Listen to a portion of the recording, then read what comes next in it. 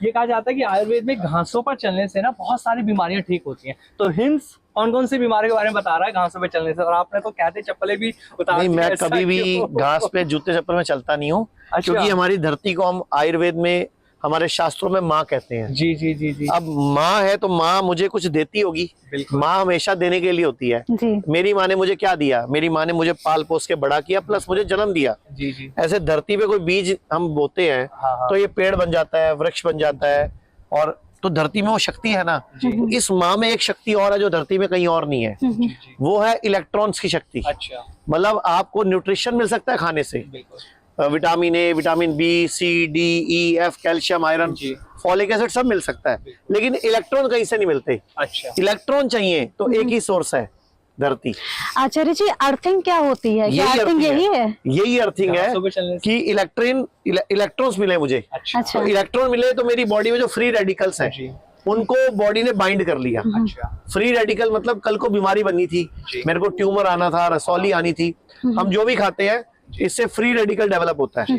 तो free radical को body में बाइंड कौन करेगा? तो वो एक ही तरीका है जी। कि हमारी अर्थिंग। जी आचार्य जी, जैसे कि आपने बोला कि अर्थिंग, अब जब हम बात करते हैं मेडिटेशन की बात करते हैं तो एक बहुत जरूरी पॉइंट आता है, अर्थिंग तो आता है, उसके अलावा आता है पेड़ों को हक करना, इससे हैप्पी हार्मोन्स रिलीज होते हैं, ये भी बोला जाता नहीं, है। वो पेड़ों को हक करके भी होते हैं, किसी और को, सुंदर व्यक्ति को हक करके भी होते हैं, अपनी मम्मी को हक करके भी होते हैं, अपने पिता को हक करके भी होते हैं, वो तो अपने दोस्त को हक करके भी होते हैं। अच्छा। वो तो जब आप हक करते हो तो हक उसी को करोगे ना जिसको आप प्यार करते हो या जिससे आपका दिल मिला हुआ है।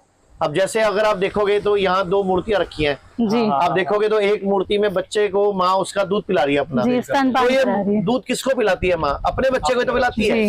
इसी को हक करती है, इसी को चूमती है, चाहे इसका नाक बहता हो, चाहे इसकी सुबह आंखों से गंदगी निकलती है तो भी माँ उसको चूमती है, क्योंकि वो उसके अंश है, उसके अंदर के शरीर के हिस्से से बना है वो। तो हक करने से, प्यार की बातों से डोपामिन, ऑक्सीटोसिन, सेरोटोनिन, एंडोर्फिन सब रिलीज होता है। अच्छा, ये एक ना बहुत ज्यादा ट्रेंड में जो टॉपिक आज की डेट में हम सोशल मीडिया पर देख रहे हैं मनीष जी, इसे मिथ कह सकते हैं या एक्चुअल में फैक्ट है कि घासों पे अगर हम सुबह के वक्त नंगे पांव चलते तो आंखों की जो रोशनी होती है वो तेज होती है, तो आप इसे मिथ कहेंगे या फैक्ट? ये फैक्ट है। आप देखो, मेरे को चश्मा नहीं लगा हुआ जी, मैं 50 साल का होने वाला हूँ, तो 50 साल की उम्र तक चश्मा नहीं लगना, उसके पीछे यही राज है। मैंने शायद पिछले पॉडकास्ट पे आपके बताया था कि बचपन में मुझे चश्मा लग गया था। मेरे चाचा जी ने मुझसे पूछा तो मैंने वो बताया था आपको कि उन्होंने बोला कि डॉक्टर के पास चलते हैं और बोलेंगे चश्मा नहीं लगवाना, तो डॉक्टर ने बोला कि एक ही तरीका है, सुबह नंगे पांव घास पे चलो और 5 बादाम और 5 सफेद मिर्चे, सभी दर्शकों को बोलना चाहूंगा, 5 बादाम और 5 सफेद मिर्चे रात को भिगो के रख दो, सुबह उठ के चबा के खाओ और नंगे पांव घास पे घूमो। आप हैरान हो जाओगे, आपको कभी चश्मा नहीं लगेगा।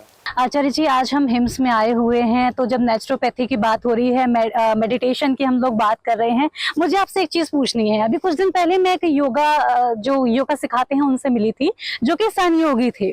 उनका कहना है कि अगर हम सन को डायरेक्टली देखते हैं तो इससे हमारी आंखें और भी ज्यादा अच्छी होने लगती हैं। जैसे कि अभी बात की हम लोगों ने कि अगर घास पर चलते हैं तो वो तो बहुत अच्छा है ही है, तो क्या सन गेजिंग अगर हम करते हैं, हिंदी में अगर हम इसको बोले सूर्य त्रियाटक हम इसको बोलते हैं, क्या वो भी आंखों के लिए फायदेमंद होता है? बिल्कुल बिल्कुल, और खाली आंखों से आपको सूरज की रोशनी या सूरज का बेनिफिट नहीं मिलेगा, आपकी पूरी बॉडी को एनर्जी मिलेगी। अच्छा। आपको शायद पता हो, अभी 1 साल पहले एक भारत में एक योगी हुए हैं, योगी जानी करके, उनकी मौत हुई है 78 साल की उम्र में। उन्होंने पूरे जीवन काल में 11 साल की उम्र के बाद ना अन्न खाया था ना पानी पिया था। अच्छा। वो रोजाना सन से ही सारी एनर्जी लेते थे। अच्छा। इवन कि उनको डॉक्टरों ने, इंजीनियरों ने 11 दिन तक, 12 दिन तक कैद पे रखा, मतलब रोज उनके ऊपर नजर रखी कड़ी 24 घंटे कि कुछ खा तो नहीं रहे, खाते तो नहीं है। और उनकी रिसर्च में पाया गया कि सच में वो सूरज से ही सारी ऊर्जा ले रहे थे। अच्छा, एक बात बताओ, पौधे हैं, पेड़ है, जितने भी लगे हुए हैं, ये खाना कहाँ से ले रहे हैं? सूरज से।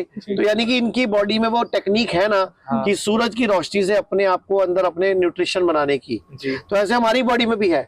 जानी जो गुरुजी थे, जानी गुरुजी, उन्होंने अपने अंदर, योगी जानी ने वो डेवलप कर लिया था, हम लोग नहीं कर पाए। तो मैं रोज बोलता हूँ कि नंगे पांव घास पे घूमो, 5 बादाम 5 सफेद मिर्चे खाओ और रोज सुबह सूरज को नंगी आंखों से भी देखो, सन गेजिंग भी करो, तो कभी आपको चश्मा नहीं लगेगा।